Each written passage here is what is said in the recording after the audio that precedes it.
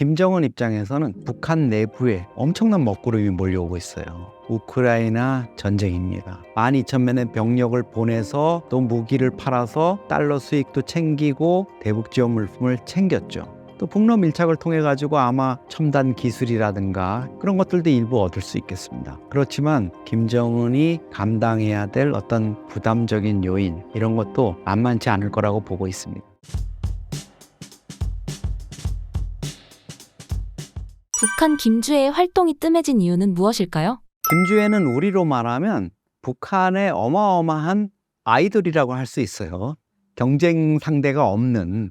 그리고 그 뒤에는 우리의 SM이나 이런 거에 버금가는 북한의 기획사가 붙어 있어요. 그게 이제 노동당 선전선동부죠. 김여정이가 거기에 책임자로 있잖아요. 말은 부부장이지만 부장이 누군지는 모르겠는데 김정은이 여동생이 지금 거기서 부부장을 하고 있는데 누가 그걸 가타부타 하겠습니까?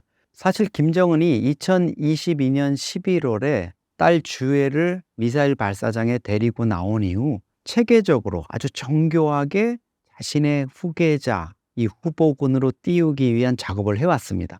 열병식 주석단이라 그러는 VIP석 중간에 앉히거나 군 장성들로부터 이렇게 어떤 인사를 받고 경례를 받는 모습들, 항상 부인 이설주보다도 더 중앙에 세워가지고 마치 퍼스트레이디보다도 더 이 딸이 핵심인 것처럼 이렇게 하는 정교한 움직임을 보여왔는데요. 북한 입장에서 제일 관심을 갖는 거는 주민이나 또 대외적인 여론인 것 같아요. 북한이 자기네들 막무가내로 막 뭔가를 하는 것 같지만 사실 북한만큼 대외적인 외부의 시선을 의식하는 쪽도 없을 겁니다. 노동당의 어떤 선전선동 그 전략가들은 김주혜의 어떤 대외 노출 빈도 이런 것들을 아주 정교하게 체크를 하고 조절을 하는 것 같아요. 너무 노출이 심해서 좀 그러네. 너무 이 어린애를 띄운다고 여론 안 좋아지는 거 아니야? 이러면 조금 횟수를 한동안 감췄다가 또 전혀 다른 모습으로 이전과는 조금 성숙된 모습으로 하거나 조금 다른 모습으로 등장을 시키죠. 또 주목받을 수 있는 깜짝 놀랄 만한 장소, 주목받는 곳에 등장을 시켜서 이제 스포트라이트를 받게 하는 이런 모습들을 보이고 있습니다. 김주혜는 이제 다시 조만간에 등장을 할 텐데요. 이런 과정을 계속 거쳐가면서 과거에 10살 안팎, 9살, 10살쯤이었던 김주혜가 이제는 자꾸 이제 좀 성숙된 모습을 보이고 이렇게 되면서 지금은 한 20살로 보이거든요. 이런 과정을 거쳐서 김정은은 아마 계속 김주혜를 대중 앞에 내세워서 테스트를 할 겁니다. 그리고 주혜를 정말 후계자로 삼을지 아니면 다른 또 아이들 또 제3의 어떤 후계 세력이 있는지 이런 부분들을 우리가 좀 가늠할 수 있는 이런 기회들이 앞으로 좀 펼쳐질 것 같습니다. 현재 북한 관련한 소식 또는 내부 분위기는 어떠한가요? 북한 입장에서는 특히 김정은 입장에서는 지금 북한 내부에 평양으로 엄청난 먹구름이 몰려오고 있어요. 바로 우크라이나 전쟁입니다. 그동안에 우크라이나에 12,000명의 병력을 보내서 또 무기를 팔아서 여러 가지 달러 수익도 챙기고 밀가루나 대북 지원 물품을 챙겼죠. 또 북러 밀착을 통해 가지고 아마 첨단 기술이라든가 핵 잠수함, 정찰 위성 이런 것들 푸틴이 쉽게 주지는 않겠지만 그런 것들도 일부 얻을 수 있겠습니다. 그렇지만 저는 우크라이나 전쟁의 반대급부, 김정은이 감당해야 될 어떤 그 부담적인 요인 이런 것도 만만치 않을 거라고 보고 있습니다. 먹구름 중에서 가장 그 중심에 있는 거는 우크라이나에서 전사한 1,000명의 북한 청년 군인들과 3,000명의 부상병이에요. 이제 어떻게 해서든지 트럼프하고 푸틴하고 통화도 했고 우크라이나에 대해서도 트럼프가 계속 종전을 압박하고 있기 때문에 우크라이나 전쟁은 종전 수순에 접어들 겁니다. 그리고 전쟁이 끝나면 파병됐던 북한 군인들이 평양으로 돌아오겠죠. 그리고 부상병들은 이제 전역을 해서 각 고향으로 돌아갈 겁니다. 그러면 1,000명의 전사자들 어떻게 할 겁니까? 지금 들리는 얘기로는 북한 내부 소식통들에 따르면은 전사자들에 대해서 부모들한테 통보를 한다 그래요. 근데 떠날 때 우리 포로로 잡힌 북한군 병사들의 증언에 따르면 우크라이나전에 간다고 본인들한테도 통보를 안 했잖아요. 그리고 부모들은 당연히 몰랐고. 그러니까 전사 통보를 하면서도 그냥 작전 임무 중에 훈련 중에 전사했다 이러면서 노동당 당원증 어차피 그런 걸 조건으로 이제 파병됐던 거니까 그 정도 주면서 우리 원수님을 위해서 우리 조국을 위해서 영웅적으로 싸웠습니다. 이렇게 그냥 종결 지을 수 있어요. 그렇지만 부상병들은 저는 상황이 다르다고 생각합니다. 뭐 드론 공격에 의해 가지고 대부분 보면 팔이나 다리가 절단되거나 이런 젊은 나이에 정말 견디기 힘든 그런 부상, 장애를 입었어요. 이 청년들 3,000명이 북한 각 지역으로 돌아갈 겁니다. 그러면 아무리 입단속을 시킨다고 그게 될까요? 친구들, 부모들 얘기 안 할까요? 우크라이나전에 가서 이렇게. 그러면 주민들 입장에서 김정은 원수님은 왜 이렇게 무모한 전쟁에 끌고 가서 푸틴 위해서 한다 그러지만 이 지경을 만들었나? 그리고 들릴 거 아닙니까? 너무나 많은 사람들이 이렇게 희생을 당했다는 걸. 그게 이제 김정은이 지금은 맡고 있지만 점차 북한 지역에 번져갈 거고 그 부담들, 그 입소문이 나고 이러는 것들을 김정은이 감당을 할 수가 없을 거예요. 김정은이 지금 그런 상황을 예감했는지 최근에 조선중앙TV라든가 이런 곳에 보면 놀라운 상황들이 벌어지고 있습니다. 자폭정신 이런 얘기들을 계속 반복하면서 주민들한테 세뇌를 하고 있어요. 김정은 원수님을 위해서 기꺼이 총폭탄이 되라. 3월 8일은 세계 여성의 날이었습니다. 북한에서는 3.8 국제부녀절이라 그래서 성대하게 이제 기념을 하는데 그날 조선중앙TV가 특집 프로그램을 했습니다. 어머니들을 한번 군대에 아이들을 보냈을 법한 이제 그 정도 나이 있는 어머니들을 방청석에 모아놓고 전문 배우를 등장시켜서 이렇게 얘기합니다. 아들아, 내가 원수님의 전사로 전투 현장에 가서 돌격전을 벌이는데 네가 첫 번째가 아니라 두 번째, 세 번째로 밀려나서 돌격을 하게 된다면 이 어머니는 못난 아들을 둔 죄책감에 괴로울 것이다. 이렇게 얘기를 해요.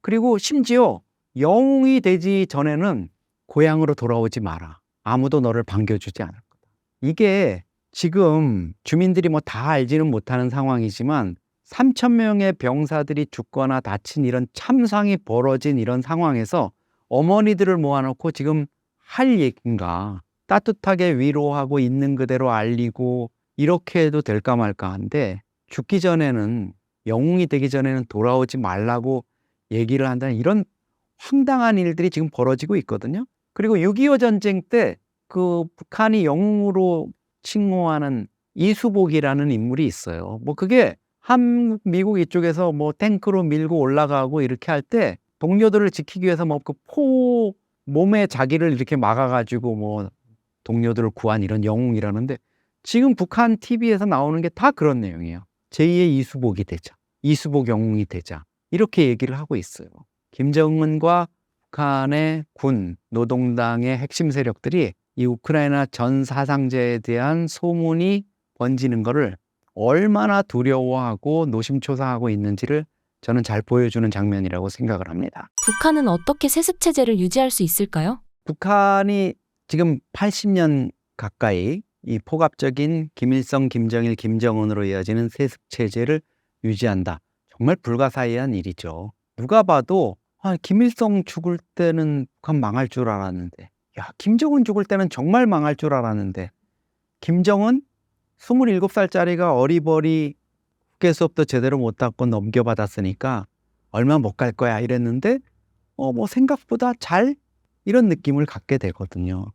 저는 북한 지금 주민들이 한 2,500만 명 되는데 북한이 조선시대 봉건적인 어떤 왕조에서 일제강점기로 넘어간 다음에 민주주의, 진정한 민주주의를 경험할 이런 겨를이 없이 바로 공산주의, 사회주의 체제의 어떤 독재 정권으로 들어간 부분이 가장 근본적으로 좀 크다고 생각해요. 그럼 민주주의를 경험했거나 민주주의를 외부에서 배워온 인사들이, 지도자들이 있었다면 북한이 이제 저 지경이 되지는 않았겠죠. 그렇지만 김일성이라는 소련군 대위 출신의 김일성이 소련 군정을 등에 업고 너무나도 정교하고 포갑적이고 어떻게 보면 정말 어마어마한 거대한 사이비 종교의 세뇌 이런 거에 버금가는 또 그걸 능가하는 이런 체제를 만들어 놨어요.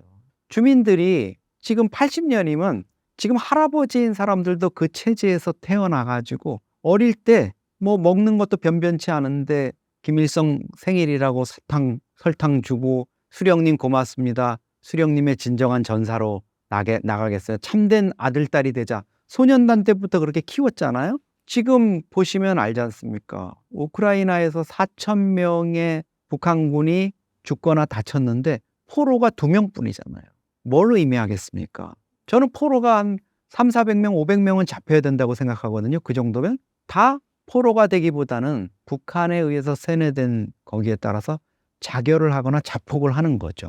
슈류탄으로 또는 총으로. 이런 체제를 만들어 놓은 거예요. 거기다가 이제 북한이 철저한 감시 체제를 동원하고 있고, 그다음에 노조라든가 민주화 인사라든가 자유 언론, 신문 방송이 없고 여러 가지 그 김정은 체제의 어떤 세습이나 독재에 저항할 수 있는 그런 기본적인 부분들이 싹부터 다 잘려나가기 때문에 김정은 체제 내부에서 어떤 반체제 또 군부에 의한 쿠데타라든가 이런 것들 우리가 좀 왜 북한 사람들 저렇게 무기력하게 저항도 못하고 저러고 있지 이런데 대부분 집단적으로 지금 가스라이팅이 되고 거기서 벗어날 수 없는 무기력한 상태가 됐다고 보시면은 좀 어느 정도 이해를 하실 수 있을 것 같습니다. 대북 확성기가 실제로 효과가 있나요? 북한의 기본적으로 전방 지역에서 대북 확성기 방송을 하는 거는 북한 주민들보다는 그 지역에 물론 주민들이 있지만 일부 살고 있는 그 주민들한테 크게 영향을 미치기는 어렵고 북한군 병사들을 위한 게 이제 큰 것 같아요. 그런 것들이 북한군 병사들이 군 생활을 마치고 이제 전역을 해서 각지로 돌아가서 어떤 그런 한류 문화에 접한 그런 영향들이 전파될 수 있는 부분이 있고 대북 전단도 저는 비슷한 효과가 있다고 생각합니다. 그래서 사실은 그 대북 전단이라든가 확성기 방송이 이제 북한 체제를 자극하고 그래서 남북 관계를 악화시킨다는 이런 우려들이 있는 거는 사실이지만 북한이 외부 정보를 차단하고 주민들에게 지금 실상을 알리지 않고 이런 부분에 있어서 대북 정보 유입을 통해 가지고 북한 체제, 북한 주민들의 변화를 이끌어내는 것은 매우 저는 필요하고 또 유용한 그런 과정이라고 생각을 해요. 그 과정에서 물론 접경 지역 주민들 지금도 되게 고통받고 계시거든요. 북한이 우리 확성기 방송에 대응해 가지고 이런 괴상한 소리 있잖아요. 귀신 소리 또 우리 끔찍하게 생각하는 거 옛날에 칠판에 손가락 이렇게 긁히는 이런 음들 이래 가지고 밤잠도 못 자고 이런 정신적인 이런 치료를 받고 이런 분들도 많이 있습니다. 그러니까 이런 부분들의 어떤 문제점들 이런 거를 좀 살펴가면서 좀 더 효율적으로 대북 방송이나 이런 것들을 할 수 있는 이런 조치들이 있으면 좋겠는데 여기에 있어서 좀 트럼프가 지금 좀 심각한 회방을 놓고 있어요. 트럼프가 그동안 북한 주민들이 들을 수 있는 대북 라디오 방송이 있습니다. 미국의 소리 방송이라든가 자유아시아 방송이 중국어라든가 다른 여러 가지 좀 권위주의 국가의 주민들을 위한 방송도 하지만 우리 한국말, 북한 사람들이 이제 조선어라고 하는 그 방송을 하고 북한의 실상을 알리는 역할을 해왔는데 지난 3월 13일 날 트럼프가 행정명령을 통해 가지고 이 방송국들을 운영하는 방송들의 다 지원을 끊게 했어요. 그래서 지금 미국의 소리 방송도 한 1,300명 정도가 그냥 무급휴직식으로 이렇게 해서 사실상 해체되는 거 아니냐 이런 우려가 나오고 있고 더욱 문제가 되는 거는 미국이 사실 그동안에 우리 탈북자 단체라든가 대북 단체 또 북한 민주화를 추진하는 이런 단체들의 1년에서 한 수억 원 정도의 많은 자금을 지원해 줬습니다. 여러 개 단체에. 근데 트럼프의 행정명령으로 이것까지도 다 끊어지게 생겼어요. 그래서 이런 부분들이 좀 우려스럽기는 한데 어쨌든 지금 눈과 귀를 가리우고 아무런 말도 할 수 없고 외부 세계의 정보에 목말라 하는 이런 주민들한테 우리가 최소한의 정보를 제공할 수 있는 이런 루트는 반드시 필요하고 또 확보가 돼야 된다 이렇게 저는 생각하고 있습니다.